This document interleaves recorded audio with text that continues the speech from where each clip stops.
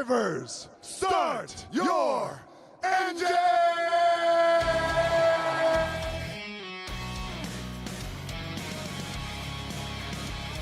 It's going to be a drag race. Wow, what a finish! Joe takes the championship for the third time.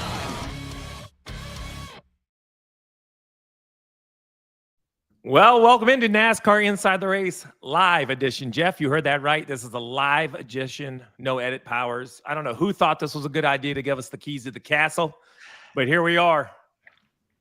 Someone that's going to regret that decision. I don't know who that will ultimately be, but we're going to have fun. We love getting into the details of the race. And Steve, we got our money's worth today. I mean, that was incredible racing, so much fun, old school, like tons of respect.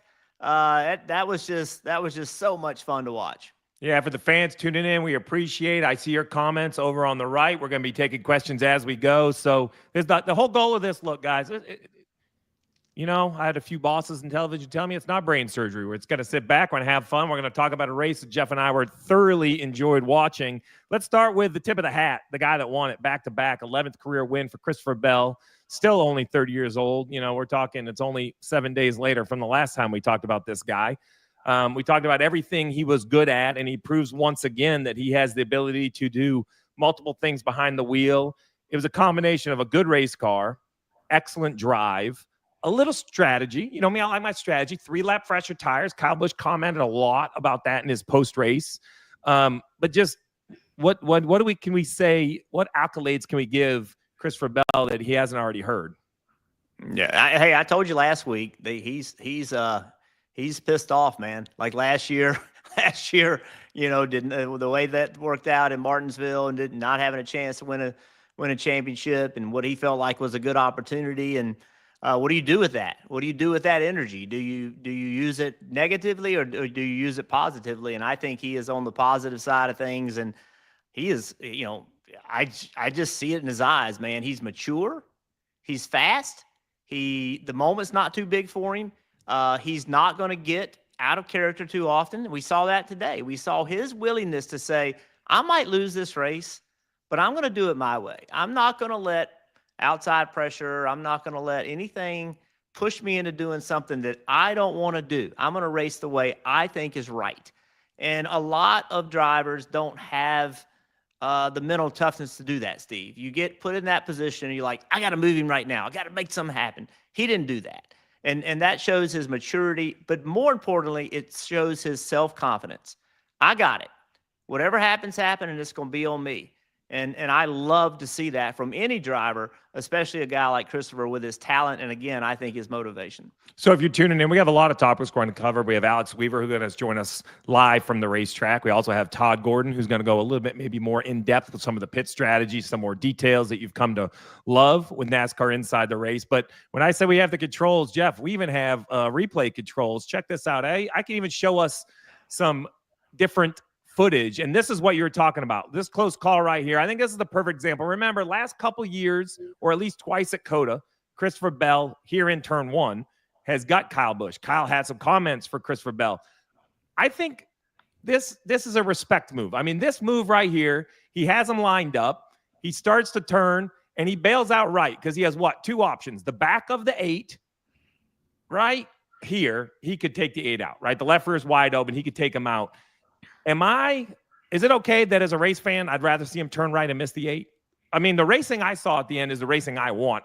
I'm not a very good driver at all. I can run somebody over, and they do it at times in the heat of the battle. This was a long battle, and I thought Bell multiple times had chances to avoid contact and took that. This is as clean as I can remember any race. Yeah, look, and what he could have done there, Steve, is just continue left, get to Kyle Busch's door, bang doors, knock him out of the way.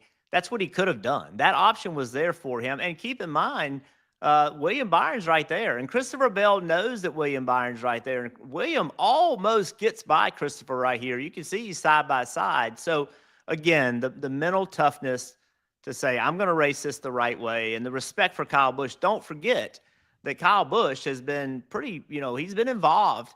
Christoper drove for Kyle Busch in the Truck Series. He's been his teammate. They have a history together. And That matters too. But I think, again, more importantly, just Christoper being Christoper. I want to bring this up because always a point at COTA are the restarts. This is the final restarts, climbing the hill into turn one. I'm going to give all the drivers credit.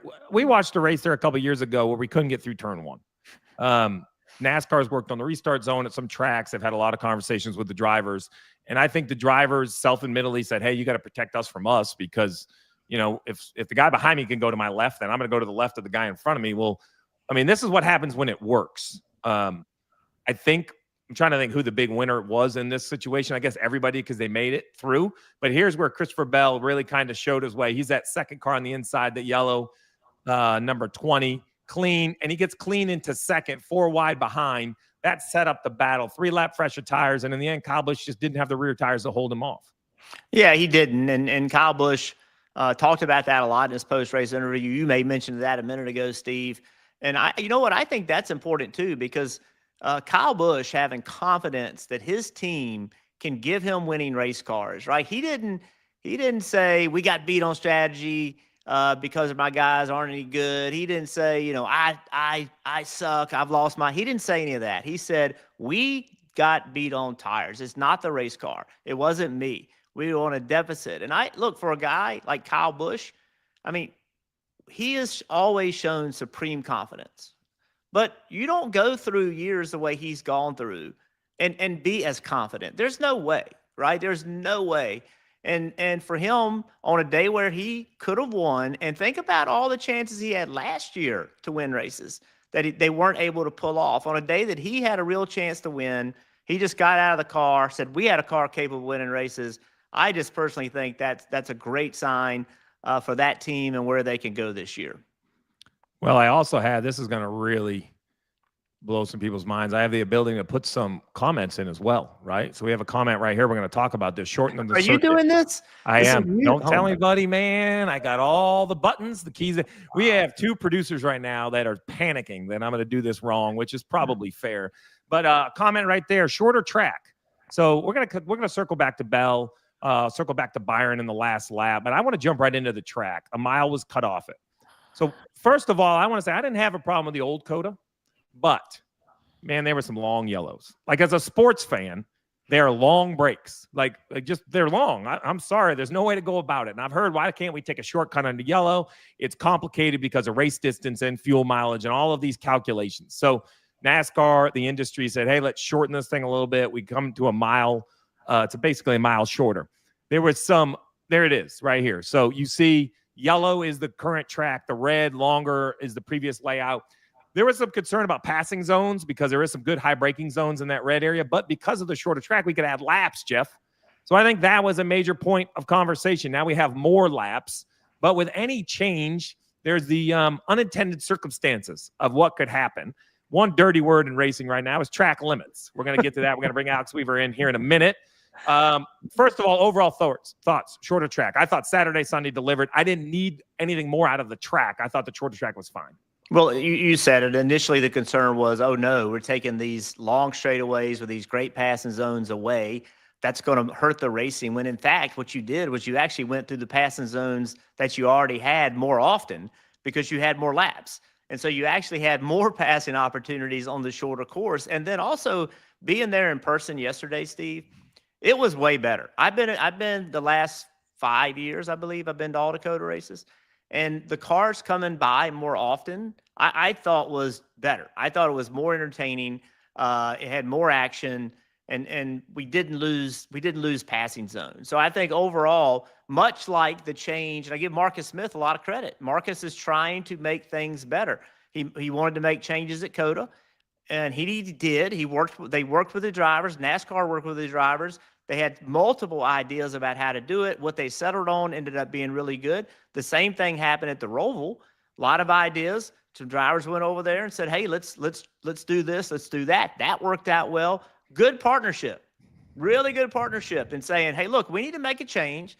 And drivers are reluctant at first to make changes, but some dove in, got into it, said, "Okay, if we're going to make a change, why do we want to make a change?" Marcus has some great ideas to want to make a change.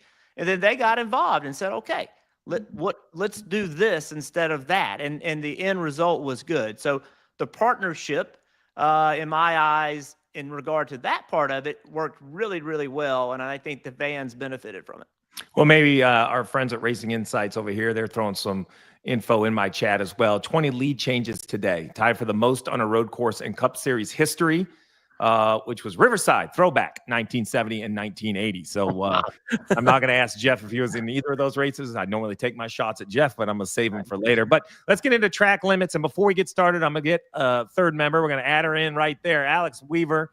I should have gave you more warning, but remember, I'm on the buttons today, so you just jump right in. Weaves, straight from COTA. How did Texas treat you? See, I agreed to do this before I knew Letarte had control of all the operations. Now I'm questioning my decision. Me too. Yeah. COTA has been great. Such a pristine road course. The track, the layout, the fans. Austin, Texas. I don't know how you get much better than a town than Austin, Texas. So it's been really fun to be here. But yeah, take a drink every time you hear track limits this week. Oh, track limits. Look, they're dirty words. It's not just for NASCAR. Look, this happens in, you name it, IMSA, Formula One. Let's talk about the definition first, Jeff. Casual fan. Let's not dig into COTA. Track limits in general. The best example of no track limits is Watkins Glen. They go over the curbs. They go way out in these crazy runoff areas that they've had gravel it before. They've tried to pave them different ways. The idea is that tracks are designed to run a certain way. Drivers will take whatever the fastest way around, which is straightening the corners. Some tracks, it's okay. Some tracks naturally keep you funneled in. Other tracks need to be defined. We've seen this at the Roval. COTA is known for this. We've had some big Formula One controversy at COTA. So at COTA specifically and at NASCAR specifically, track limits is defined by 4 tires staying at least touching the candy cane, the red and the white. And we were told, and my understanding was that track limits were really only in play through the S's. We saw some drivers penalized, which I thought were clear, 3, 4, and 5. But then during the race, there was this controversy, or confusion, maybe is a better word, because I read driver chatter and a bunch of things. And I'm hearing a lot of crew chiefs tell the drivers, hey, turn 6 doesn't matter, which is the last S. So let's just be clear here. You have 3 is, I'm going to get this right, left. No. So 3 is a left, 4 is a right, 5 is a left, 6 is the last right before going into the new 6A, which was or 6B, good turning zone. Someone help me out. Jeff, Alex, you talked to Elton Sawyer after the race. So please set the stage. I thought it was the S's. Then I hear communication to the drivers. They're not enforcing the right-hander turn 6. So I'm as confused as the drivers. Please, what did Elton have to say after the race? Yeah, so I want to start with what teams were kind of saying to competition first. So Dave Rogers, the competition director from 2311 Racing, he had a helpful note for all of us. It was once NASCAR realized that it wasn't clear to every team, they immediately let all the teams know per the radio, and that was pretty early on in the race.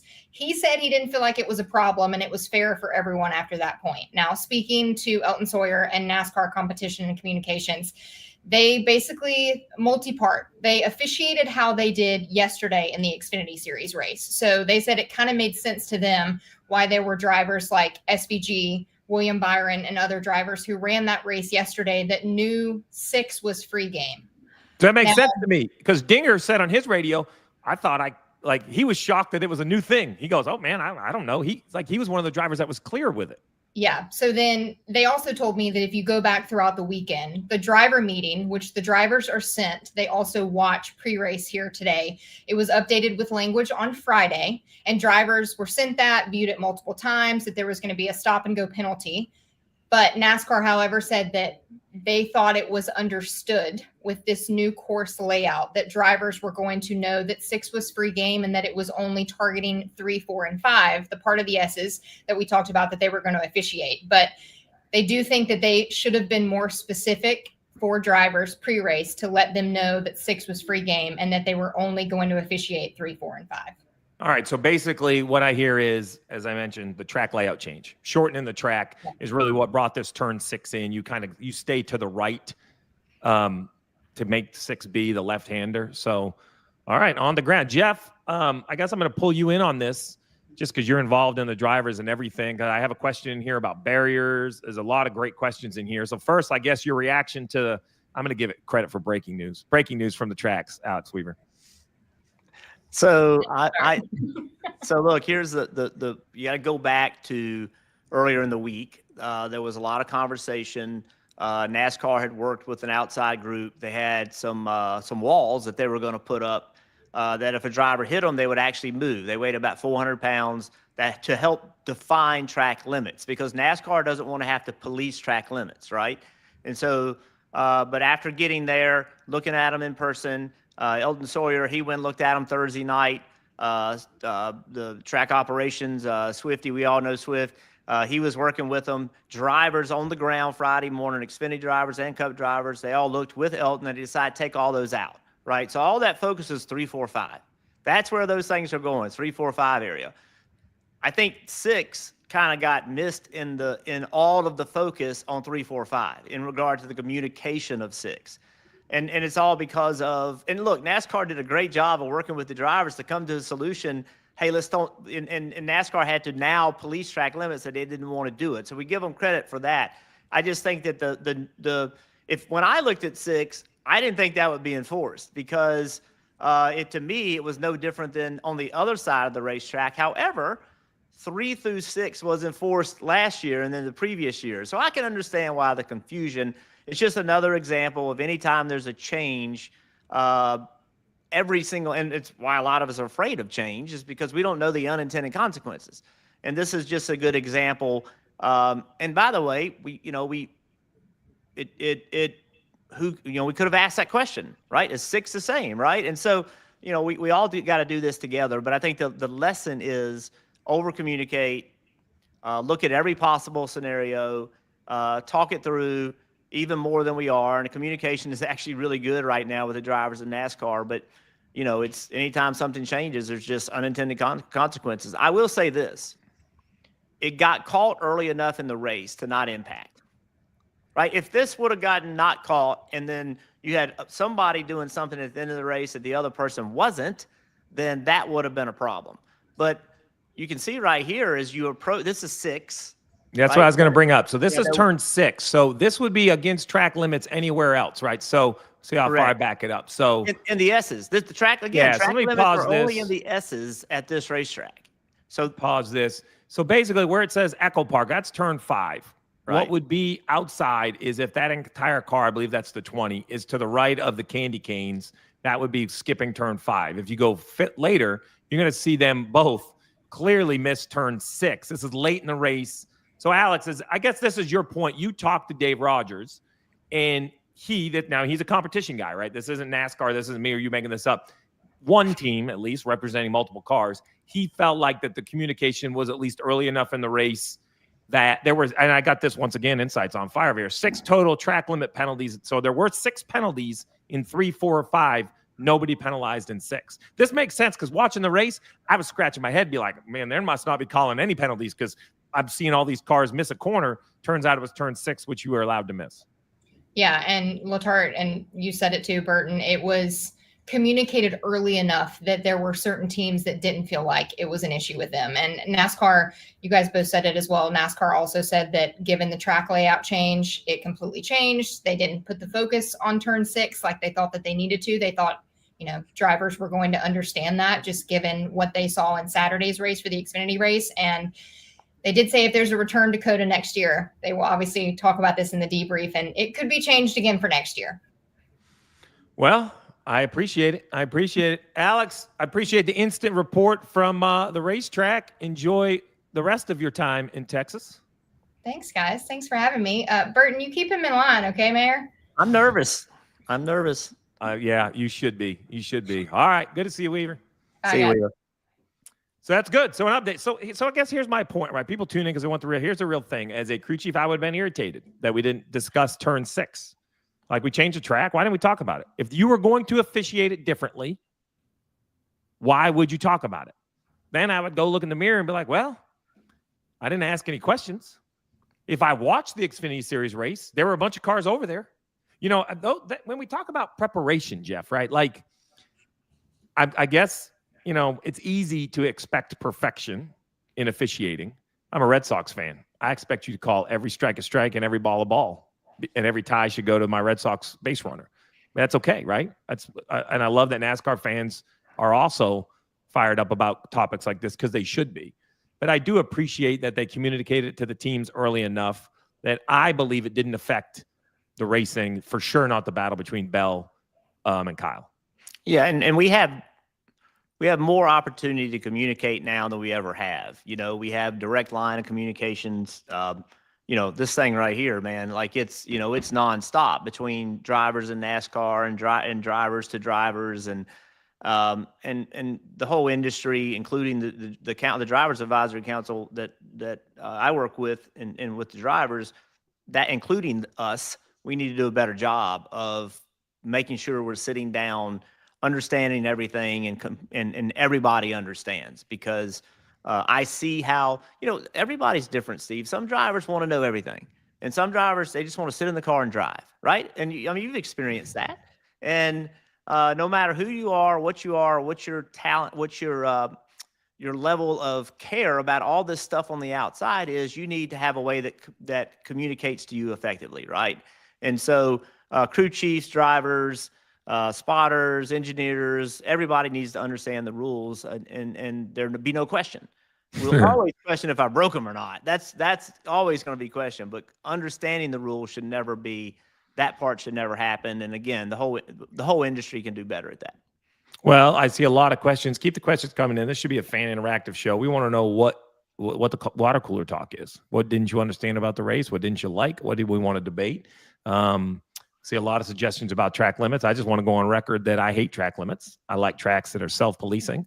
I unfortunately don't have an invention or an idea, or I would have already brought it up. But there was a lot in the race.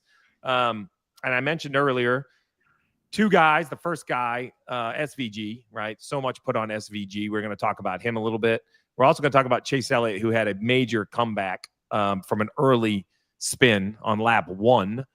So let's bring in our old buddy Todd Gordon. He joined me last year on NASCAR Inside the Race. I'm going to add him to the show here. Todd, I like your backdrop. Where are you coming from? That looks fancy. I'm in NASCAR Productions. This is the kind of headquarters of it. Came in here to be with all the production guys and get a feel for what they've got going on for today. All right, I love it. I'm looking at our producer D'Lo as well. Where should we start? You want to talk SVG? You want to talk Chase Elliott? Which one? I mean, they're both pretty captivating stories. The tale of two stories. Yeah. Well, you talked about Bell, the winner.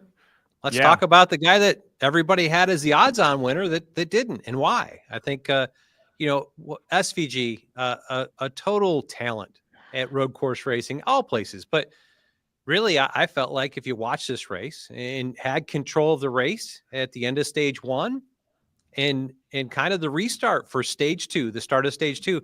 I think showed his kryptonite, and really, Kyle Busch got him on the restart.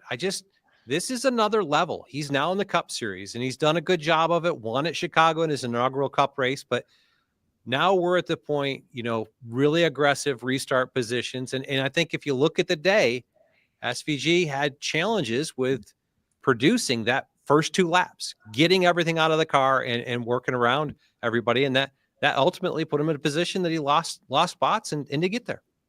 Yeah, and I'm gonna try another tool here, because I always like to do different stuff. So I'm gonna try to share my screen. I'm gonna show everybody a little bit of the tools that we kind of use to break this stuff down. It'll be a question mark if we get it all right, but let's see how we do here.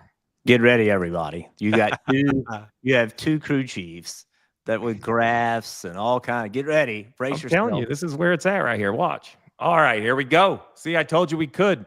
So this is if you've never seen this screen, be thankful. There's a ton of information on it, but there's a ton to break down. So at the bottom down here, it looks complicated, but what that really is basically all the info at the bottom is the running order and a ton of information. But I want to go across the top, because this is what matters to me. This is SVG's day. The top is first, the bottom is 37th. You see stage 1 ends right here, stage 2 ends right here. I bring this up because he had great 2 stages. Right here, Todd, he runs long, right? So the reason he gains positions right here around lap, 70, 71, is the leaders start to pit. So the theory there, Todd, I'm guessing, is, hey, I'm going to run longer because his long run speed was great. So I'm going to run longer, get a tire advantage, try to run the leaders back down. That's what I was thinking in my mind. Todd, I almost thought he was going to run a little longer. Were you surprised coming at 74? Yeah, I was a little bit surprised at it. I thought maybe late 70s, 77, 78, but I think that you're in a risk position. If a caution comes out, you're going to have to pit under caution because they didn't have enough fuel to finish at that point, but they went longer than others did. Put them in a hole from track position, but at a tire advantage. And that when the caution comes out, that's a win because the caution closes that gap back up, and now he's got a tire advantage coming out. But when you look at the backside of it, he didn't execute on that tire advantage. Yeah, because in theory, you and I agree that this should have been the opposite. Yes. Right. Running sixth, fresher tires. I would expected this to have climbed up into this area. And, we never can say he's going to win the race. And look, it does it again. You get out here, he starts to make time back, right? He just will not fire on new tires. And the problem with the Cup Series, Jeff, it is a bar fight. Like if your stuff won't fire on new tires, you're getting pushed, shoved, kicked, slid out of the way. You just have to. What these drivers have become accustomed to doing late restarts is nearly out of control. Yeah, what's in every long run, Steve? Yeah. Hey, Todd, like year 2 or 3, he learned this. My favorite quote, folks, I tell Jeff this every time. He always wants a good long run car. I said, well, guess what? In every long run, there's a short run. So I'll take a good short run car every time and see if there's a long run that outruns me. Yeah, but you look at it, and I think this is just an evolution of learning. This is a guy that's really he's got a few Cup starts, and it's a different race when you're all stacked on top of each other. When you enter turn 1, 3 wide, you can't use up the racetrack. Your guys are going to root and gouge, and it's a different type of racing than what it is 8 laps into the run. And I think that's what you see his talent 7, 8 laps into the run through. But that first couple laps is something I think he's going to have to learn how to adapt to. Yeah, it really is. I like to add to that too, Todd, is that he better get them now because adapting is exactly what the Cup drivers are going to do. When he first came to Chicago, he had a pretty big advantage. But he was very accustomed to this type of car, and he was very accustomed to that type of racetrack. And he took full advantage of it. He kicked butt. I mean, period. End of story. It's going to get harder from here. We've seen it every time. We've always seen it. These drivers find a way to get better. Someone makes them better. SVG is making them better. And look, he's going to continue to improve too. But you see Christoper Bells, you see William Byron, you see guys like that, Reddick. They're stepping their road course game up, and they're going to continue to get better. And when you have a little bit of an experience advantage, you better take advantage of it because these guys are underrated in how good they are. They just are underrated in how good and talented they can be. So I think SVG is going to win races this year. I'm not saying he's not, but I think they're going to be more difficult for him as time goes by. I think he's going to have to, the ones that he'll be in contention for, ones that have long green flag runs. And that's what we saw at Chicago when he won a new circuit to everybody. Nobody had a notebook, and he was more accustomed to street racing, but you had a long green flag run. So his talent worked out. It wasn't manipulating the chaos. And to your point, Jeff, I think we'll get to places. I think he will win this year. I think he'll win. These don't always have that caution would tend to go, and they have longer green flag runs. And when that happens, I think he's going to be a good spot. But learning to execute those is going to play not only here road course racing, but short track racing. I think those are things that, as I watched him through the Xfinity series last year, his longer runs and his day got better as he went on. But he's going to have to learn that. And he's a really good student of the sport. He'll pick that up, but it's going to take him some races to get there. I think. Listen, I'm going to jump in and say he has to do it at the Cup level. So I'm a big believer that this car is different enough that throw him in the pool, throw him in the deep end, and just go away.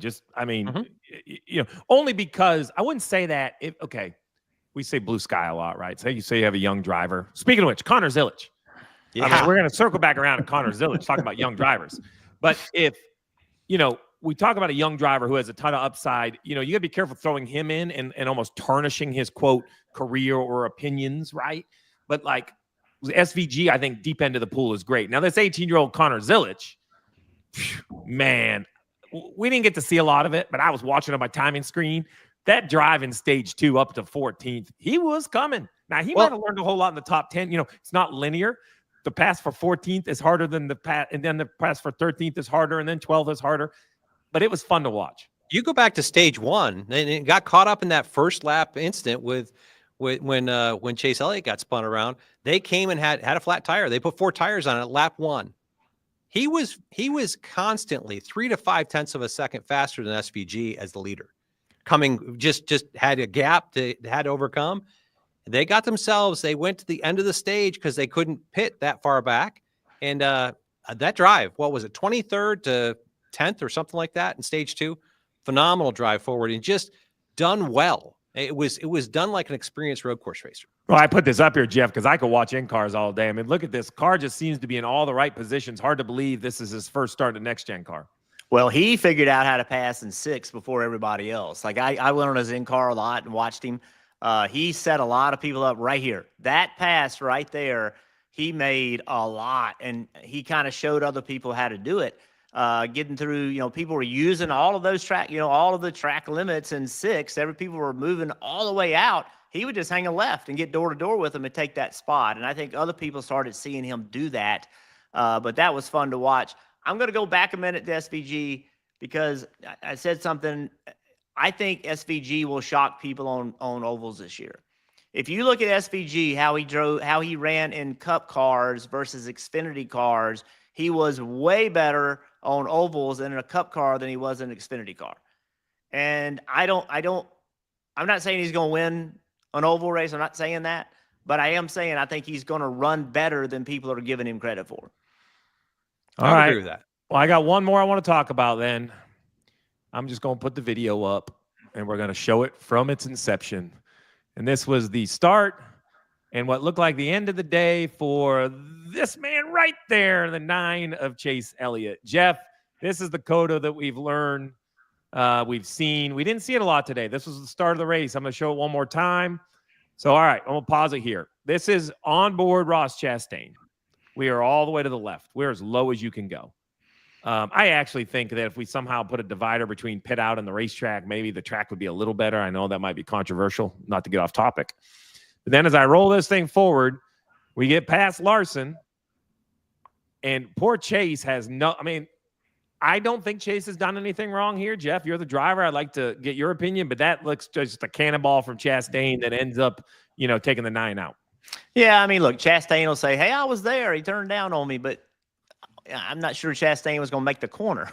So, it's what's so frustrating about COTA or turn 11 at Sonoma or, you just go down the list, right, about road course racing. But this is lap 1, right? And I think that everybody is thinking, hey, I got to go get spots. But they're also thinking, surely everybody's going to go up in turn 1 on the first lap and use some judgment, right? Use some good judgment here. But it just shows you what people are willing to do on the first lap of a long race to get track position. It shows you how important it is, how desperate they are to get that track position. And man, it's like when you see that great big wide racetrack and you're flying up there, it's like opportunity, man. It's opportunity. And drivers are just going to go put their cars in places they don't always belong. All right, so Todd, we jumped right back in to this sheet right here. And I'm going to highlight, let's see if I can pull this off. I'm going to highlight Chase Elliott's day. All right, there we go. So, here we go, right? We don't even get a good start to the lap. Gets spun out. Decides to stay out and get some points in stage 1. And it just looks dismal until right here. So you've dug through the data. Show the fans or tell the fans what you found by looking through the data.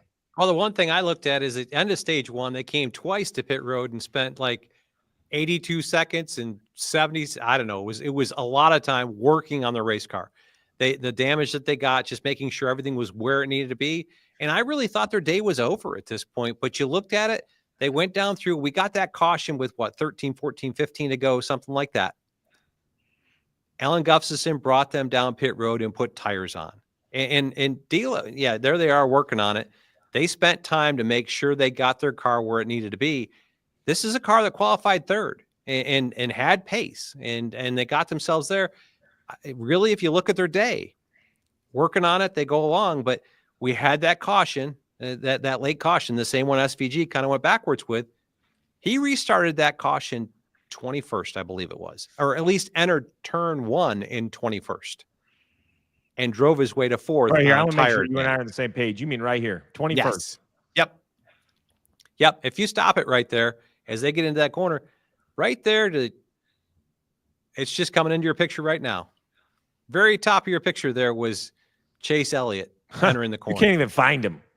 Hey, there he is. So Right if we there. Pause it right there. He's about 3 wide left. He's almost at the middle of the corner. I don't have highlighting or drawing capabilities, folks. This is week 1 of me live. You're going to have to give me a little bit of credit. Big those are arc into the corner. It's Chase Elliott. They'll find him. They'll find him. Fair. Good point. So how about this? Racing Insights. Chase Elliott finished 4th. He spent 5 total laps inside the top 5. 5. That's manufacturing a day right there. And I know everybody talks about how he hasn't won a road course since the new, next-gen car, whatever you want to call it. But it's overshadowing his numbers. His numbers are very good. Lots of top 5s, lots of top 10s, just no wins yet. But I think those are coming. Yeah, me too. Because it's just one of those situations. They overcame in qualifying. I think he missed it on his first lap out, came back out to qualified 3rd. Kind of the way the weekend went for him. Started the race and had an issue, but they recovered and they're driving forward. I think they did the right things in taking the time to fix a race car and work their way through. Had an opportunity, put 4 tires on. We talked about Christoper Bell having a tire advantage over Kyle Busch. It was 2 or 3 laps. Now he's got an advantage that's noticeable, but he wasn't the first guy to start on tires in that, but he was the one that made the most of them, making that drive all the way. Producer D'Lo has that. D'Lo, let's put our graph up comparing the 20 and the 8. I think you have it already down below here. I think everybody loves the different tools we're showing. So we're going to try to keep showing the different ones. So this is kind of like a delta graph, Todd. You and I look at this a lot as well, which is really just a comparison of the 20 is the baseline. This is the 20 versus the 8 and the overall lap time. And the yellow circles on here are where the pit stops happen. And if you look, the 8 pits before that last pit there, yes, right there, the 8 is on pit road. And the 20 car continues to go, 3 more laps here? 2 more laps? 2 more laps. So then it flips, right? So then when the 20 pits, the 8 is now in front of. That's why the line's above. And you notice the line trending towards the 20. That's because the 20 is running him down. I think without the yellow, seconds back. Yeah, I think without the yellow, I mean, I haven't passed him like a lap 88, 89, or 90 just on the tire advantage alone. I don't think you had to have the yellow. It'd be interesting to see how much he would have used up getting there and whether that would have kind of plateaued coming together. I do as well. I mean, the advantage there, he made up 2 seconds of it just in the 6 or 7 laps before we got to the point of a caution. But I think it would have been a good race either way. The caution kind of made it different, but I think he was going to make it up there and get to a point. He probably makes that pass easier because it would only be him and Kyle Busch. You wouldn't have William Byron and Tyler Reddick in the fold impacting how you made moves. All right, Todd. Well, I'm going to let you go for a minute. I have a couple topics in here I want to chat about, but don't disappear. We might bring you back and talk about a few more topics, and we'll see what else the fans come up. But I appreciate you digging into that 9 and the 8. Todd's going to be with us most of the year as we break on different things as we go. I'm going to these chats, Jeff, because there's some, social media is kind of on fire. Here's one right here about Brad K. I didn't hope Brad a stretcher. So we asked this on our chat. So I'm by no means going to take credit, but Alex Weaver ran this down for us. She said that his cool suit was not working and he was taken for the infield care center for fluids. I'm not going to elaborate anymore. That's the information I have. So take that for what information. So I'm assuming those are connected, but that's your information, John, is that Brad, it was a cool suit issue. And so, let's add to that, Steve, as far as why. Because somebody will say, well, they didn't used to race a cool suit. So let's elaborate. Like if the cool suit breaks, what ends up happening is you have this water or this fluid that it runs through tubes and it runs across your body. And now that it's just sitting in there and that stuff just gets exceptionally hot. And now it's way worse than if you didn't have it at all. And so a broken cool suit system is way worse than not having any system whatsoever. It makes everything worse. It's so bad. I have another question in here. Where is it? Right here. Okay. Someone says Brad K is fine according to RFK's X account. Well, there you go. I appreciate that. Then someone else was asking about, we're making a statement. Oh, right here. Let's give a little love. We talked about Chase. Chase isn't the only one. Let's talk about Bowman. We'll throw this one up here. So this is Bowman's day. Good. Remember, he was having a good day, running 10th. Yeah, he had that penalty. Remember, he had a track limit penalty. Yeah, he got a track limit penalty where? Right somewhere early. But I think it's later because it was like at the worst time because he had a track limit penalty and then the caution came out, right? So he didn't get to serve it on the track. So essentially, right here, lap 50 or somewhere in here. Hold on, I think we're going to look up the penalty report. I probably have that somewhere. Let's be factual here. He had a bad penalty. He had a bad situation. 48 pits after being penalized for shortcutting turn 5 at lap 51. That was all around the 5's wheel coming off. It was a lot happened in that situation. So, but either way, you see how the day gets away from you, right? He then kind of pits a little bit longer, goes up, and then he gets another penalty at lap 71 for shortcutting the course, which is right here. Now, let's talk about the penalty, Jeff. What's your thoughts about this penalty box? I loved it.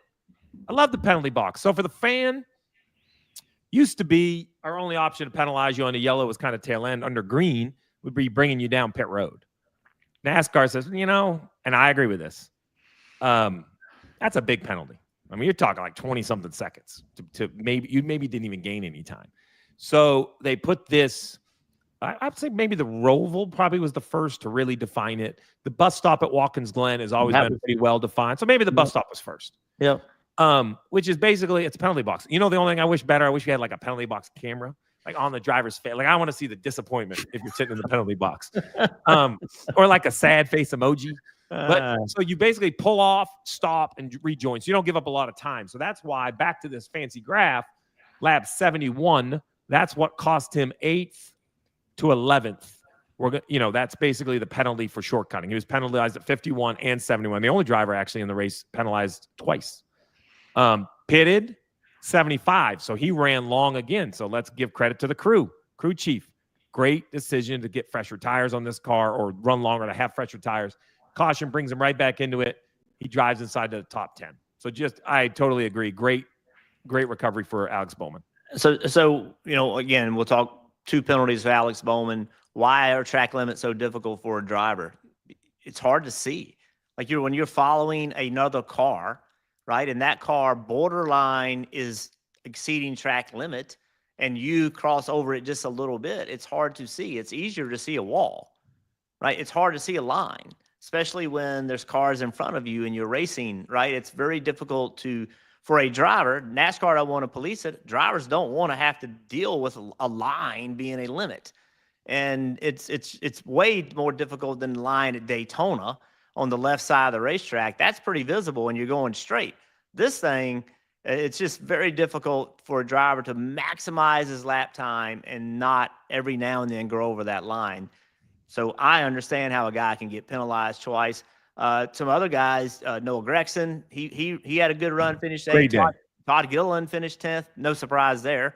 He always seems to run well on road courses, and there in particular. So those 2 young guys had good days as well. One guy that was having a good day and then the day went bad was, make sure I pulled up the right one. I think I pulled up the right one. Well, let's see. Maybe I didn't. I thought I was trying to pull up the Larson loose wheel one. That might be the first producer error of myself. Yeah, hold on. You can blame me. Oh, wait. Somebody's helping me. That wasn't me. I can't take credit, but somebody pulled up the right video for me. Right front comes off. There it went. There it went. Tires gone. I think that was producer D'Lo saving the day from the depths of the production room at NASCAR Studios. So here's an in-car camera of this. What's interesting is he lost the right front. I watched this video to try to see anything. But, normally we like to see this from outside the car. We didn't really see anything obvious, or I don't see anything obvious on the right side, right? So I kind of watch on the right front guy's helmet, right? Tire off, tire on. He leaves. Like he's not. I'm going to pause that real quick. Can we pause that? Oh, yeah. So here's why I look at this. So watch the tire changer. I know it's hard to see, but like he's up and gone. He's leaving. Like if he had an issue, like it wasn't tight or something, he's still sitting there when the jack drops. But the timing of that looks very natural. Jeff, you've seen more, pit stops from in cars than I have. But doesn't that look pretty natural to me on the right side? He does not think he has a problem. He thinks, yeah. The reason I say that, this side over here, we got all kinds of problems. I don't know what's going on the left front, but remember, the left front didn't come off. It was the right front that came off of the 5 car. Ended up being a multiple lap penalty, and then the caution came out, which means he couldn't get the free pass because it was under penalty. It's a real complicated situation. But this is going to be, because it came off on the racetrack, we're going to hear more about this week. I don't have it in front of me. If it was a NBC race, I'd have had my notes in front of me. But it's like I think a couple crew members are probably going to get suspended, which for the fan, let's talk about that. Why the crew members get suspended. All right, look. I know it's a harmless tire coming off in your opinion, but it's harmless until it isn't. And, tire hits it, that thing can be anywhere. I don't think they're trying to penalize the crew member. They're not trying to penalize anyone specifically, but they want the penalty to have some merit. I like the in-race penalty better than what we've seen in years past. Years past, it was like, a big, now it's 2 laps. You just keep racing. I like there's no crew chief penalty. I agree. Like suspension. I mean, it's so the concept of that, I thought, Jeff, was always if the driver says he has a vibration, you tell him to ride it out. But every time I listen to a crew chief, never do I hear him say ride it out. I hear him say, if you think it's loose, we're ready for you. And I'm going to give crew chiefs, I'm a crew chief top to bottom. I'll give that. Now, if there's a little glimmer of hope for Kyle Larson or a little salt in the wound, new program this year. You get a point for the fastest lap. I'll give you a hint who had the fastest lap. Lap 87, though. So this was past penalty, past everything. He made a little bit of the day. He could finish 7th in stage 1, so that gets him some stage points. Finished 32nd in the race, 1 point penalty, or 1 point for the fastest lap. So Xfinity fastest lap, tip of the hat to Kyle Larson. I was really hoping it was going to be like, one of the winners or something, but I guess it just proves how good of a car Larson had. That's what's going to be interesting about this Xfinity fastest lap is like it's rarely going to be the guy that won the race or led the most laps, right? We see this every week. We see somebody like that finished in the back or finished mid-pack that runs the fastest lap, and it's going to be interesting to see. And then also, Steve, how that Xfinity fastest lap, how could it impact as we get closer to the playoffs? That 1 point can make how many times have we seen a driver and a team miss a round over a tie or 1 point? I mean, this thing, when we get close to the playoffs, that 1 point can matter. Oh, especially someone told me, and this has not been confirmed, but that Kyle Larson would have had a big pile of these last year, which is not shocking. That's why I'm taking it for face value. And it would have made a difference at some point. I don't know what the difference was, but it was a big situation. Well, I'm trying to think if let me scroll through these comments. I appreciate everybody that has jumped in here and stuck with us. We'd love to hear your thoughts of what was good, what was bad. Steve, I'll give you a bad is Penske. Ooh. Oh, wait, Todd's nodding. All right, Todd's coming back in. Here he comes back in.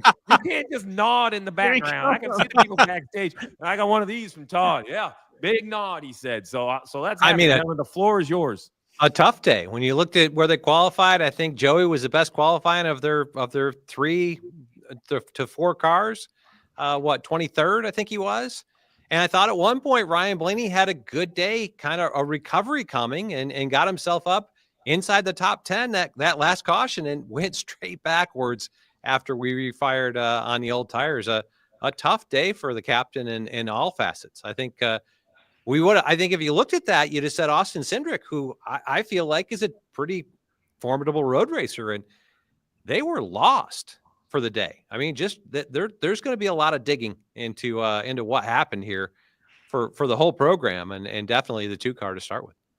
Derek here, he's giving us some info, says Logano had some sort of issue. I'm not saying he did or didn't. I was watching at home, home like everyone else. Logano's day 2nd, which was kind of like a strategy call in stage 1, then 30th. But yeah, the 22 it was just not the day that Penske, but the beauty is, I don't know if I wouldn't panic if I was Penske, other than, you want to be good at the road courses, but they're going to be okay. As a whole, and they brought it up on the broadcast. I think Ford as a whole struggled this weekend. And I don't know whether that's tire modeling. It's a different tire for a new surface. Trying to sort that out. Maybe all their sim work was done at a different. The tire model didn't correlate. Some of the things you go through with the limited practice you have, but they do have their work ahead of them. I'm looking at this because a fan says what happened to Joey's running 7th. On my screen, I only see him big drops after the pit stop. At the end, though, he was running 7th, lap 89. I'm going to tell you, Jamie's on fire right here. Lap 89. At lap 92, he's 21st. Jamie, I'd love to tell you I know I don't know. I'm not going to come on here and make stuff up I don't know. He definitely does. Jamie has it dead right. He's inside the top 10 there in that last run. So I don't know if he just gets pushed around or gets shoved off track, but either way, he just didn't get to the finish. But that's the beauty, though, of NASCAR. And it's the struggle. I'm not going to pick on Fox because we have the same trouble on NBC. Who do you show? What do you show? Holy smokes. Like when they're 2 wide, 3 wide, and the race is that good for the lead, Jeff and I leave every race regretting what we didn't show. Is that fair, Jeff? Right now, I was just looking while you guys were talking. All right, we talked Bell. We talked Byron. We didn't even talk Reddick. He ran 3rd. Spectacular. Oh, look at this. Insights. Logano spun in 6A. There's your answer. Logano spun in 6A. Maybe they showed it. I didn't see it. Reddick ran 3rd. Elliott, Busch, SVG, Buscher, Gregson. Gregson, you mentioned McDowell. Good recovery in 11th with some off strategy. Host of our 13th. Brad, with no cool suit, back to 15th, so he toughened it out. But, Jeff, we leave every race. And I know, Todd, when you do MRN, it's the same thing. There's just so much good racing out the window. Well, it speaks for what this racetrack put on. There's racetracks we can go to that we can give the whole picture. But to your point, Jeff, the racing was phenomenal here all over the racetrack. And that's tough because as broadcasters, we have to pick which race we're going to broadcast. And if there's 5 or 6 of them going on at one time, that means 4 or 5 of them aren't getting covered. It's a tough decision, but it just speaks for how good. I'm with you. I wasn't in the piece, but the short course I thought put on better racing than the long course did. Love it. I thought 6A was a legitimate passing zone. I thought 6B led into 12 and still left that one there. And we got almost 30 more laps of going through every other section. So let's get a little nerdy for a minute, Todd. You mentioned the tire the prep and stuff. Take the fans without, giving away all the ingredients to the soup. We go there, they shorten the course. We only have a little practice. They had some, but just a little practice. Simulators, all these things. Yes. You've been in closer to it than me, right? It's been 10 years. You've been in the simulators more. Jeff, I know you as with Harrison, but just give the fans a quick 1-minute overview. What are you doing to prepare for a track that has changed now? Well, the active simulators, they look like race cars, and you've got a almost 270-degree screen around you. All the visuals are there, and then the computers are driving it. We talk about simulation and simulators, and the computer models of these cars, and you're putting in all the changes. You're doing all of your practice stuff in the simulator now. Well, the one piece is that we don't really have. We have to kind of make a model of is the tires interaction with the racetrack. And here's a situation where, you're trying to define what the grip of the racetrack is and the characteristics of that tire. And it's a new tire on a partially repaved racetrack. You don't know the surface. So if you miss it, you don't anticipate what the grip level is going to be or the characteristics of that tire on that surface. They'll come back after this and they'll rerun the race setup and try to change that tire model in a simulator to more represent what's there. So next year when they go to prepare for this, they've got a better tire model that they're working on that's more realistic to what they'll actually race. All right, Todd, I like your background. I like your setup. You're not off the hook. You're going to be joining hopefully a bunch over the year as well. So I'm going to let you go. Since you're not at home like Jeff and I'm going to let you start heading back to the house. Jeff and I are going to close up here, talking a little bit more Bell. But Todd, appreciate the insight as always, my friend. Yeah, thanks.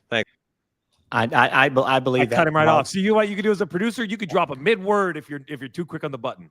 I believe that's Todd's house. That's why I asked him because I want to know. Envision when that I being talk to Todd's. Todd, that's what I feel like his backdrop looks like. It's got more data, for sure. It's his dining room. It is. I love it.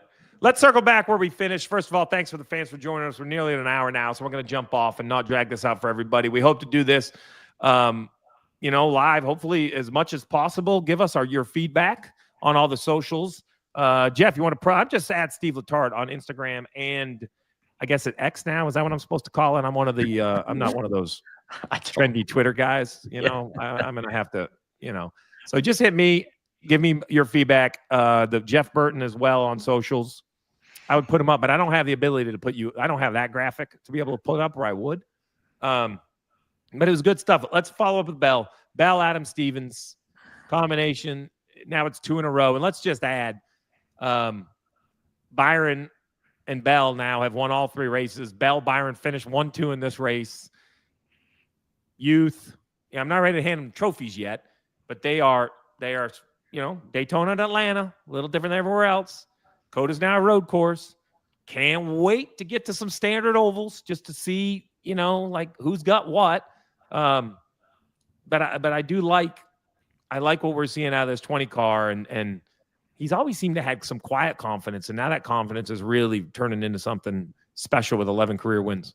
Yeah, and you mentioned Adam Stevens. I think that's a great combination. His playoff history.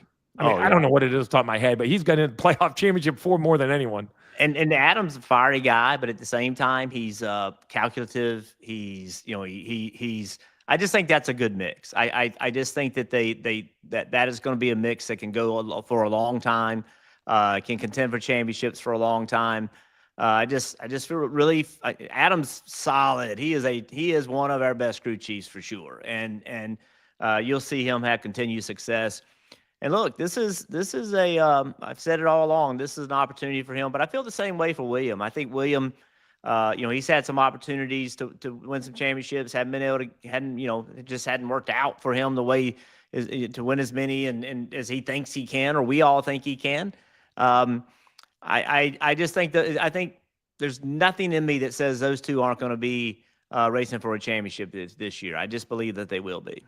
Well, we know for sure with 2 wins. We know Bell's in the playoffs, and I think with 1 win, Byron is as well. I'm not ready to go on the conspiracy theory of ifs and ones and this many winners and all of that stuff. But all right, live. We'll see if they let us do it again, Jeff. You never know. Give us the controls, and we made it. Well, we appreciate everybody joining. It was a great race. To me, Steve, that was an old school. I could see Rusty Wallace, Mark Martin, Jeff Gordon. I could see. That's what that looked like. And great racing can be respectful. Mark Martin is smiling tonight, and because there is no question you can race hard and be respectful, and that's what we saw at the end of that race. It was just a great race and fun to watch. All right, appreciate your help breaking it down, and all the fans that tuned in. We'll see you again next week.